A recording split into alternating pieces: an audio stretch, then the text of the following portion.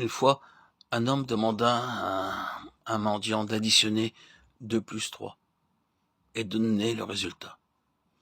L'autre répondit 5 miches. Au lieu d'indiquer le résultat seul, soit 5, il dit 5 miches de pain. Ses premières pensées allaient à son ventre.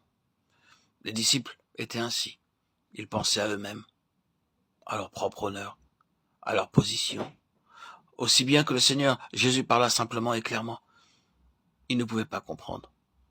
Par contre, les femmes croyaient ce que disait le Seigneur, tandis que tous ses disciples ne pouvaient pas comprendre ce que notre Seigneur disait si clairement. Marie comprit, Matthieu 26, 2-12. Notre Seigneur témoigna qu'elle n'était pas venue à lui pour obtenir une faveur. Il était tout à fait évident qu'elle n'était pas malade. Elle n'était pas venue pour exposer quelques problèmes. Elle était venue pour le préparer pour son ensevelissement. Jean 12, 7. Marie loignit parce qu'elle était reconnaissante de ce que le Seigneur Jésus avait fait en ramenant Lazare à la vie.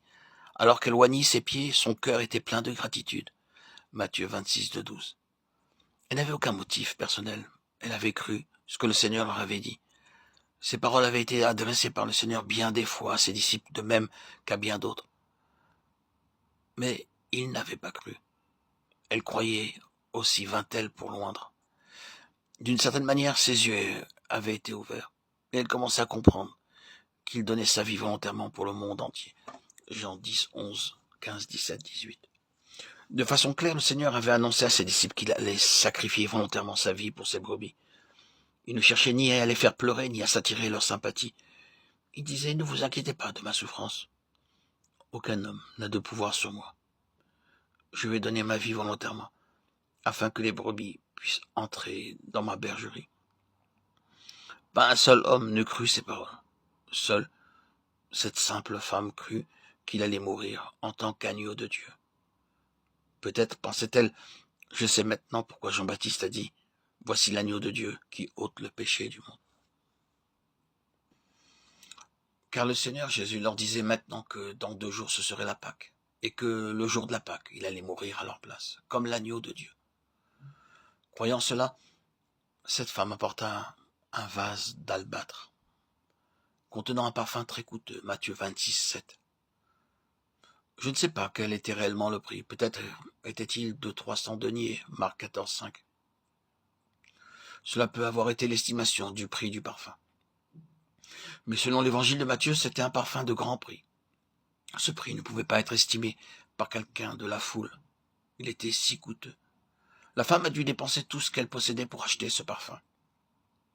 Généralement, un tel parfum n'était utilisé que par les gens riches, dans des occasions spéciales, comme les mariages, et seulement par l'épouse et l'époux. Seule une famille riche pouvait utiliser un tel parfum, pas une famille pauvre. Tout ce que possédait cette femme avait dû passer dans l'achat de ce vase de parfum. Pour l'acquérir, elle avait dû endurer beaucoup de souffrances, de sacrifices et de peines. Puis elle l'apporta au Seigneur Jésus, brisa le vase et répandit le parfum sur lui. Marc 14, 3. Généralement, le vase avait un tout petit trou pour verser le parfum, car il devait être conservé longtemps. Son propriétaire ne voulait pas le déverser juste sur une seule personne. Il pouvait être ainsi gardé pendant des années. De plus, c'était un parfum agréable, tellement puissant qu'une seule goutte était nécessaire. Mais cette femme voulait verser tout le parfum sur le Seigneur. Elle ne voulait pas garder une seule goutte pour elle-même ou pour d'autres.